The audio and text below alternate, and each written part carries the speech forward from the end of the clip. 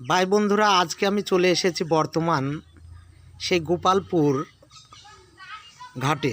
তো গোপালপুর ঘাটে এসে আজকে আমি বর্তমান সন্ধান পেয়েছি এখানে খুবই একজন নামি দামি লোকের ছেলের কাছে আজকে আমরা পৌঁছে গিয়েছি। তো নামি দামি বলতে গেলে আপনারা হয়তো অনেকেই শুনে থাকবেন যে আমাদের মুর্শিদাবাদের বাউল শিল্পী যে উসমান, উনি খুব একজন নামকরা ব্যক্তি ছিলেন এবং খুবই একজন ভালো শিল্পী ছিলেন, আমরা শুনে আসছি।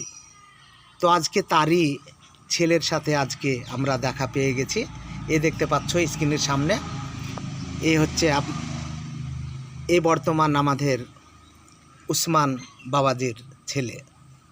নাম কি? নাম কি তোমার? নাম মোহাম্মদ তাহাজুল মন্ডল। তাহাজুল মন্ডল। হ্যাঁ, বর্তমান তোমার বাবা যে গান বাজনা করতো, তুমি কি সেই গান বাজনার লাইনে রয়েছো নাকি? না, গান বাজনার লাইনে নাই এখন বর্তমানে। না, কি করো তাহলে? এই তো বর্তমানে এখন আবার রাত্রে গান করতেও শুরু করে, সব রকমই। আশ্রমে বসে থাকি, আর কি কাজ কাম করবো, কি গান বাজনা করবো? গান বাজনা যা করার ওসমান সলিমানের আমলে হয়ে গেছে। এখন আমাদেরকে আর কেউ মান দেবে? আমাদের আর সে মান নেই। আমরা ফটো তুলে ফেলান নাকি? আমরা আর চলবো না বাবা, তোমরা চলো। তোমরা তো যাই হোক, আমি আপনাকে একটি প্রশ্ন করব। প্রশ্ন আপনার জানা থাকলে বলবেন। যে আমরা একটি গানে শুনে থাকি যে ধরো চোর হাওয়ার ঘরে ফাঁদ পেতে, সে কি রে সামান্য চূড়া ধরবি কোনা কাঞ্চিতে। এই গানের মানে কি?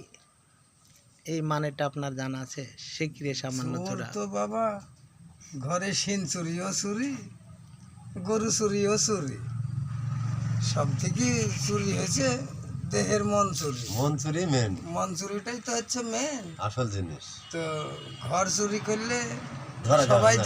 দেখতে পাচ্ছে বা মন বুঝতে চুরি পারছে কে যে আমার দেখতে পাবে? সিন্ধুকে এটা তো টাকা কাহিনী- চুরি কাহিনী হলো, না। গরু চুরি হলো, এটা ধরা পাচ্ছে। কিন্তু দেহের যে মন চোরাকে চুরি করে এটা নিচ্ছে, কে ধরাচ্ছে? পিতার পিতৃবস্তু ধন, কে ধরছে সেই ওটা? ধনের ওজন কে করছে, কে বুঝছে, কে কেউ ধরছে চিনছে? হ্যাঁ, আসল ধন, বনগালির দুইটি আসল টিম ঘরে আছে। মুসল নাই, ঢিকির ঘরে সব